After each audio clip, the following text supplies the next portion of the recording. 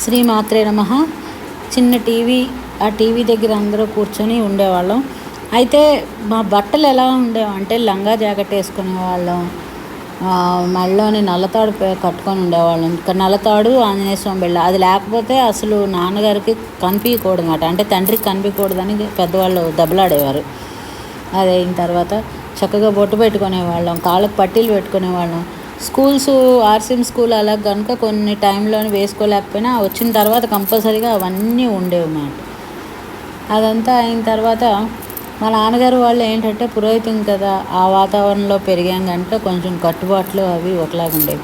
ఆ డ్రెస్సులు ఎలా, అమ్మ వాళ్ళు చీరలు విమల్వి వచ్చేవి కదా, విమల్ అవి అప్పుడు అంతా ఏంటి జార్జెట్టు అలా ఉండేవి, అవి కట్టుకునేవారు చీరలు.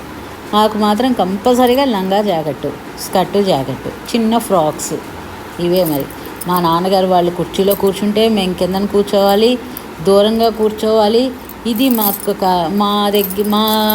మేము పెరిగిన వాతావరణం అదీను అలా ఉండేది అప్పట్లోని. తాతగారు అవని, నాన్నగారు అవని, ఎవరు అవని కొంచెం దూరంగా కూర్చొని మాట్లాడడం, అది మాట.